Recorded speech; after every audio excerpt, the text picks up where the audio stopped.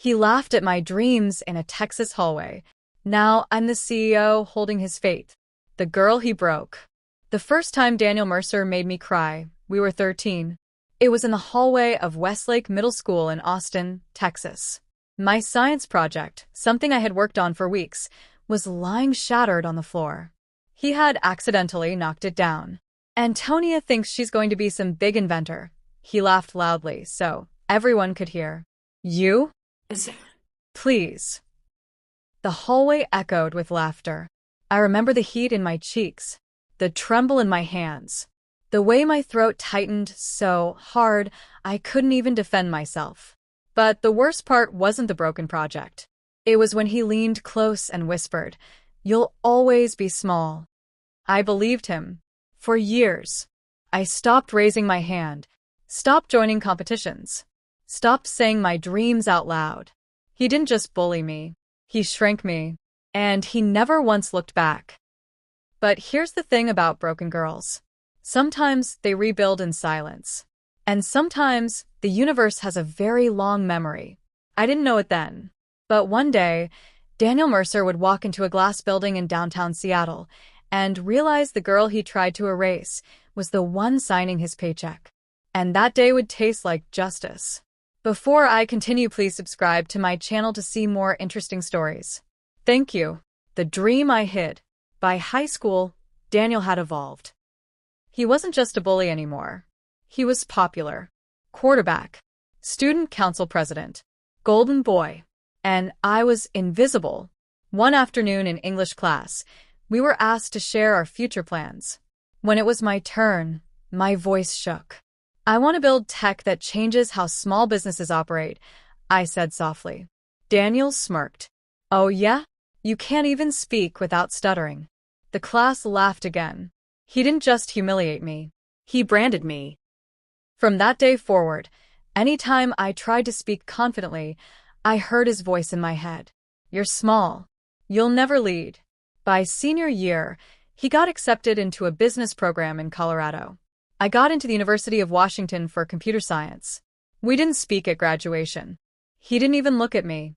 And I told myself that was closure. But it wasn't. Because wounds you don't heal don't disappear. They wait. And mine were about to turn into fuel. The reinvention. Seattle changed me. Rain has a way of washing off the past. In college, I forced myself to join startup incubators. Hackathons. Pitch nights. The first time I pitched an idea publicly, my hands were shaking so hard I thought I'd faint. But I didn't. Because this time, when that voice whispered you're small, I answered it. Not anymore. By 23, I had built a software platform that helped struggling retailers manage inventory with predictive AI. Investors laughed at first, until one angel investor didn't. His name was Marcus Hale, and he saw something in me Daniel never did. Potential. 2 years later, Hale Tech Solutions launched officially out of a small office in downtown Seattle. By 28, we were operating in 3 states. By 30, we were valued at $120 million.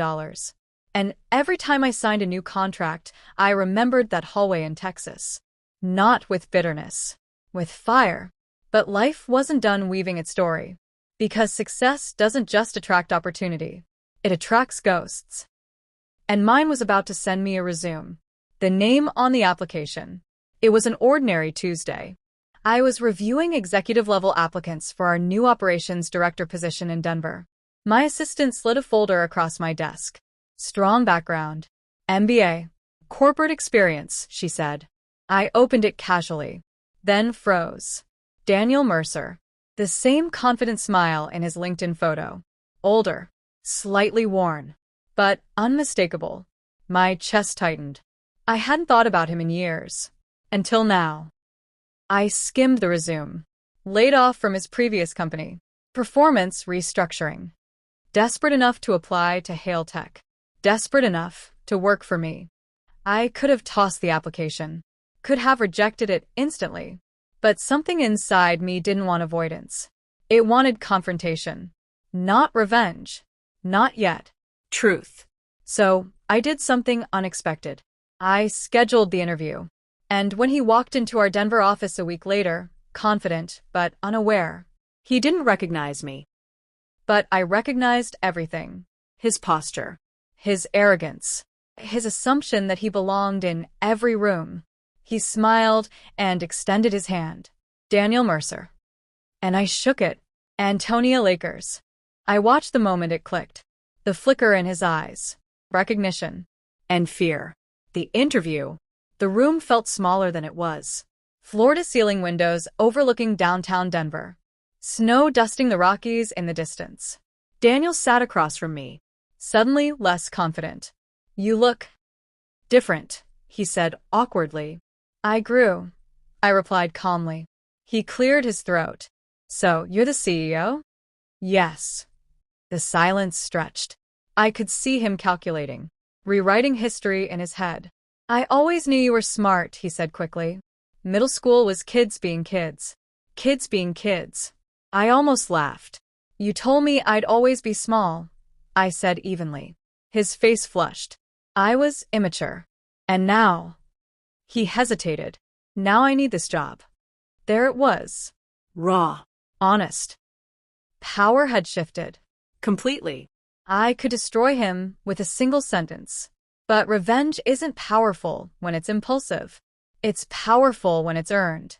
I closed his resume slowly. You're qualified, I said. Relief flooded his face. But qualifications aren't the only thing that matter here. His jaw tightened. Then what does? I leaned forward. Character. And for the first time in his life, Daniel Mercer looked small. And I hadn't even begun the decision. I hired him. Not out of kindness. Not out of nostalgia. Out of strategy. Daniel Mercer officially became operations director at HaleTech's Denver branch. The entire executive team approved the hire based on merit. I made sure of that. No favoritism. No sabotage. If I was going to confront my past, it would be clean. His first week, I observed quietly. He was polished in meetings, confident, smooth with clients. But there was something else. He interrupted junior staff, dismissed ideas quickly, spoke over women. The old habits weren't gone. They were just better dressed. One afternoon, I watched through the glass wall of the conference room as he cut off a young analyst mid-presentation. I felt something twist inside me. That used to be me. Small. Interrupted. Silenced. That night, I reviewed employee feedback forms. 3 subtle complaints about his tone. Interesting. I didn't step in. Not yet. Because the most powerful lessons? They unfold publicly. And Daniel Mercer was about to learn one. The first crack. 2 months in, HaleTech prepared to pitch a multi-million-dollar contract to a retail chain in Phoenix, Arizona. Daniel insisted on leading it. I've handled accounts like this before, he said confidently. I let him. The presentation day arrived. Glass tower. 27th floor. Desert skyline glowing behind us. Daniel started strong. But halfway through, one of the board members asked a technical question about our predictive AI algorithm. He hesitated. Because he hadn't consulted the engineering team. Because he assumed confidence would cover preparation. It didn't. He stumbled. I stepped in smoothly, clarifying the model with precision. The room shifted. Respect moved. Not toward him. Toward me. Afterward, in the elevator, silence sat between us. You could have warned me, he muttered. I could have, I agreed calmly. But leadership requires preparation. His jaw tightened. He wasn't used to being the one corrected. And for the first time I saw it. Doubt. A tiny crack in his armor. The kind he once carved into mine. The rumor. Success attracts whispers. 3 weeks after the Phoenix pitch, I heard one. Daniel had been telling a few senior managers that he basically built the Denver branch's operational structure. Interesting, because I had the documentation and the timestamp strategy plans. I didn't confront him immediately. Instead, I called for a quarterly executive review. Full transparency. Data-driven. Numbers don't lie. In the meeting, I projected performance metrics on the screen. Let's discuss leadership impact, I said smoothly. Each department head presented measurable results. When it came to Denver's operational growth, the improvements were directly tied to systems implemented before Daniel's arrival. The room went quiet. I looked at him. Daniel, would you like to add anything? He shifted in his seat. The confidence flickered again. No. I think the data speaks. Yes, it does. After the meeting, 2 managers privately thanked me for clearing the air. Daniel avoided eye contact for the rest of the day. I didn't expose him. I illuminated the truth. And truth is sharper than humiliation. The apology that wasn't. One evening, long after most staff had left, Daniel knocked on my office door. Do you have a minute? I gestured for him to sit. He looked tired, less polished. I've been thinking about middle school, he began carefully. I stayed silent. I was awful to you. A pause. But we were kids. I had stuff going on at home. My dad was hard on me. I took it out on people. There it was. Explanation. Not accountability. I leaned back. You didn't just tease me, Daniel. You dismantled my confidence. He swallowed. I didn't know it would affect you that long. That's the point, I replied softly.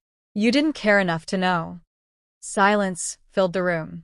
For a moment, I saw something genuine in his eyes. Regret. But regret doesn't erase impact. I'm trying to be better, he said.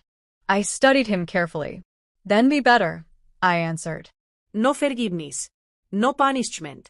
Just expectation. As he left, I felt something unexpected. Not satisfaction. Clarity. Because revenge isn't about making someone feel small. It's about refusing to be small again. But Daniel's test was just beginning. The audit. Corporate sent notice of an internal compliance audit.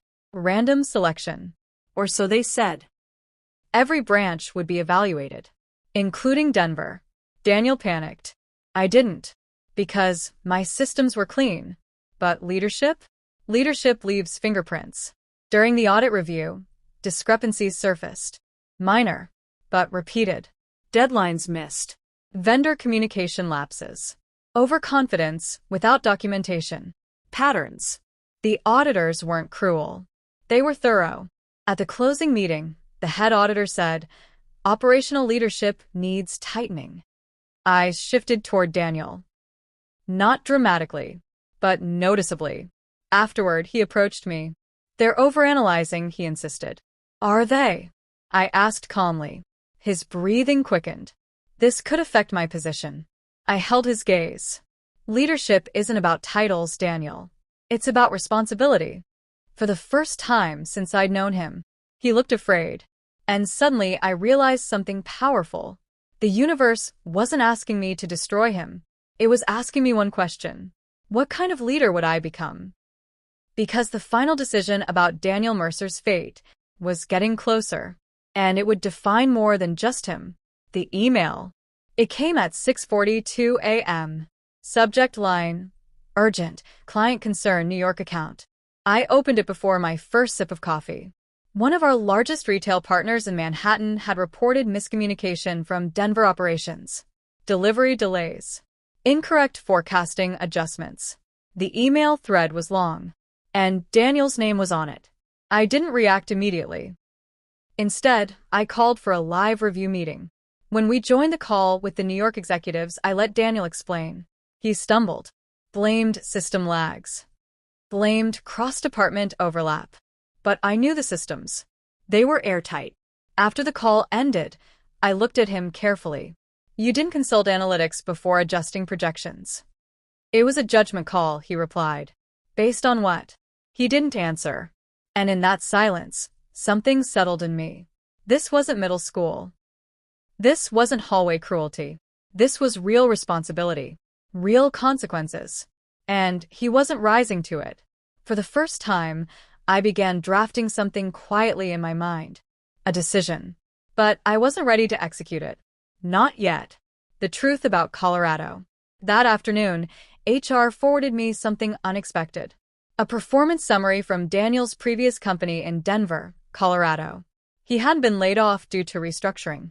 He had been demoted before being let go. for leadership incompatibility. Repeated notes about dismissive communication, overconfidence, Poor team morale. it wasn't new behavior. It was a pattern. I leaned back in my chair and stared at the Seattle skyline through my window. The boy who once told me I'd always be small had never actually grown. He had just changed environments. But growth isn't relocation. It's transformation. And Daniel hadn't transformed. He had just been surviving. That night, I couldn't sleep. Not because I was angry, but because I was conflicted. If I fired him now, it would look personal. If I kept him, the company risked damage. This wasn't revenge anymore. It was leadership versus history. And the weight of that decision pressed heavy on my chest. Because poetic justice requires patience. The breaking point. 2 weeks later, it happened. A junior operations analyst named Mia resigned. Her exit interview landed on my desk. I read it twice. Leadership dismisses ideas publicly. Intimidating communication style. Feels like high school all over again. High school. The words burned. I called Mia personally. She hesitated at first, but then she spoke. He makes you feel small, she said quietly. Like your thoughts don't matter. The air left my lungs. That was my sentence. From years ago. I ended the call and sat still for a long time. I could tolerate mistakes. I could tolerate ego. But I would not tolerate someone recreating my trauma inside my company. That afternoon, I requested a private leadership evaluation review. Not emotional. Documented. Measured. Daniel walked into my office unaware. But this time, I wasn't confronting a memory. I was confronting a pattern. And patterns either evolve or get removed. The mirror. Have you noticed a trend? I asked calmly, sliding printed reports across my desk. Employee feedback. Audit notes. Client concerns. He skimmed them, jaw tightening. This feels targeted, he said. Is it? I replied evenly. He stood abruptly. You've never liked me. There it was. The deflection. I stood too, but slowly. This isn't about middle school, Daniel. This is about now. His breathing grew shallow. I said I was sorry. An apology without change is manipulation, I answered softly. The room felt electric. For the first time, he wasn't dominant. He wasn't charming. He wasn't smooth. He was exposed. You think I'm the same person, he said quietly. I think you never examined who you were, I replied. Silence. Long, heavy. I can improve, he whispered. I studied him carefully. Then prove it. I placed him on a 60-day leadership improvement plan. Not humiliation. Not termination. Opportunity. Because real justice isn't about destruction. It's about accountability. But accountability is uncomfortable. And Daniel was about to find out how uncomfortable growth can be. The collapse. The improvement plan started strong. Daniel attended coaching sessions. He moderated his tone. He even asked Mia, who agreed to consult temporarily, to review team dynamics. For a moment, I thought maybe this would end differently. But pressure reveals character. And during a high-stakes strategy session with our Chicago expansion team, tension escalated. A disagreement over cost projections turned heated. And Daniel snapped. Not loudly, but sharply. You're overcomplicating this, he told a senior analyst. Stick to your lane. The room went still. I didn't say anything. I didn't need to. The damage was visible. After the meeting, the analyst emailed me privately. I don't feel respected. Again. Same pattern. Different room. Different year. I walked into Daniel's office that evening. The sun was setting behind the Denver skyline. Orange light casting long shadows. 60 days was generous, I said quietly. He looked up. And this time, he knew. The boy who once made me feel powerless was now staring at a woman who controlled his professional future. And the final decision was closer than he realized. The warning. The official review meeting was scheduled for Friday. Glass conference room. Denver skyline behind us. HR present. Daniel sat stiffly, hands clasped too tightly. I presented the findings calmly. Patterned communication issues. Repeated morale concerns. Failure to fully meet improvement benchmarks. This isn't personal, I said. His laugh was hollow. It feels personal. I held his gaze. It would be easier if it were. HR outlined the options: extended probation or leadership reassignment. Reassignment. A step down. Publicly visible. Daniel's jaw flexed. You're demoting me? He asked quietly. I'm protecting the team, I replied. Silence.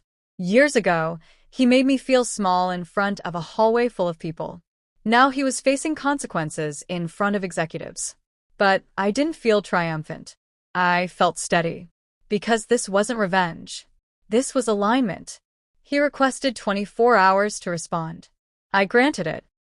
As he walked out, shoulders slightly hunched, I felt something shift. The power wasn't in punishing him. The power was in knowing I didn't need to. But the story wasn't over. Not even close. The plea. He showed up at my office the next evening. No arrogance. No populism.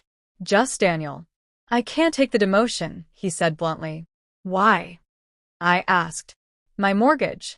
My mom's medical bills. I'm barely staying afloat. For a moment, the CEO in me went silent, and the 13-year-old girl resurfaced. He had never once wondered about my struggles, never once asked what I carried home. Now he was asking for empathy. I'm not asking for special treatment, he continued. Just another chance. His voice cracked, and that surprised me, because bullies aren't supposed to break. But life humbles everyone eventually. You've had chances, I said softly. I know, he whispered. The room felt smaller. He wasn't begging dramatically. He was unraveling quietly. And for the first time, I saw something I hadn't before. Not arrogance. Fear of irrelevance. Fear of becoming small. The same fear he once projected onto me. The irony was almost cinematic. But empathy doesn't erase accountability. And I still had a company to protect. The flashback. That night, I couldn't sleep. I remembered the science fair, the broken project, the laughter. But then I remembered something else. After that day, I went home and rebuilt the project from scratch. Stronger. Cleaner. Better designed. It didn't win first place. But it worked. Daniel had humiliated me publicly. But he had also ignited something. What if I had never been pushed? Would I have fought this hard? Would I have built Hail Tech with this level of precision? I hated admitting it, but adversity sharpened me. Still, there's a difference between challenge and cruelty. And Daniel had crossed that line repeatedly. The next morning, I made a decision. Not emotional, not reactive, intentional. If he wanted another chance, he would earn it in a way that stripped ego entirely. And if he failed, the fall would be undeniable. The assignment. I called him in Monday morning. I'm offering you a conditional alternative, I said. His eyes flickered with hope.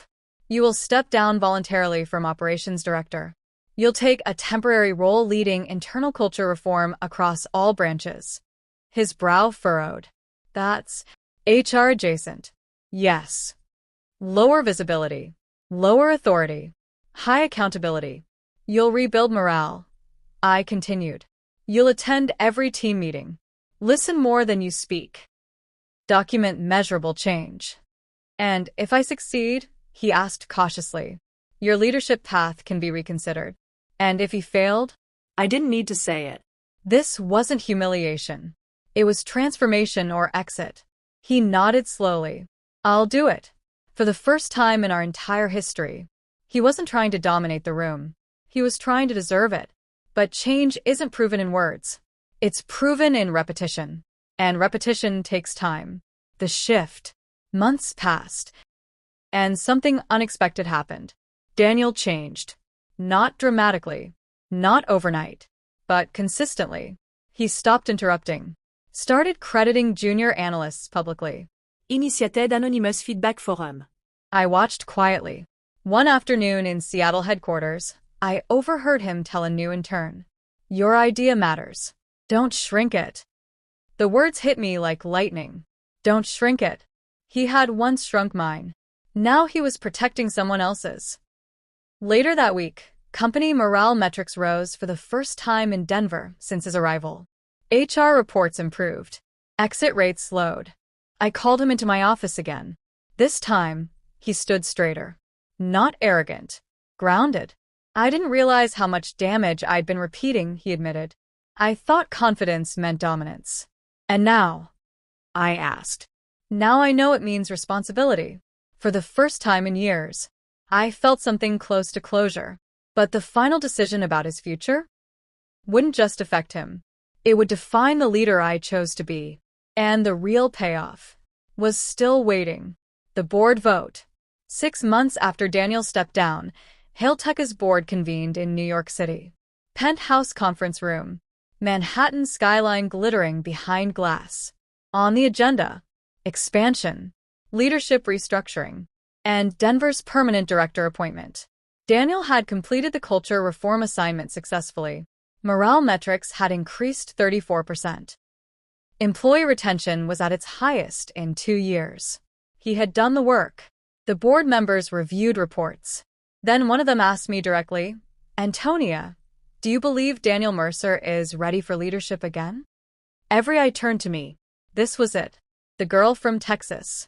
The broken science project. The laughter. I could end his trajectory with one sentence. And no one would question it. Instead, I answered calmly. I believe he has changed. Daniel's breath caught slightly. But leadership is not a reward for improvement, I continued. It's a responsibility earned through consistency. The board nodded. I recommended a new structure. Not reinstatement. Not punishment. Evolution. And Daniel had no idea what that meant yet. The announcement. Back in Denver, the entire branch gathered for the official announcement. Employees filled the open workspace. Daniel stood off to the side, tense. I stepped forward. Leadership isn't about who speaks the loudest, I began. It's about who protects the voices around them.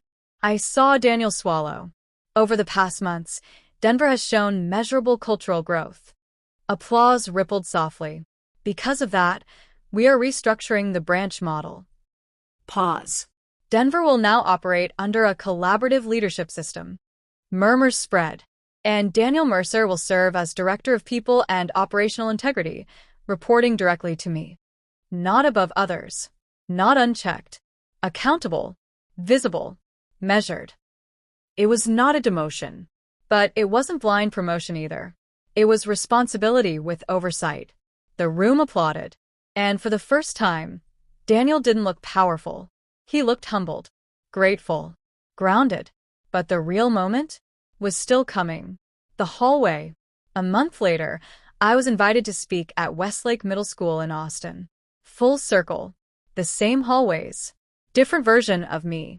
After my talk about tech entrepreneurship, students lined up with questions. And then I saw him standing near the back. Daniel. He had flown in quietly to attend. After the crowd cleared, we stood alone in the same corridor where it had started.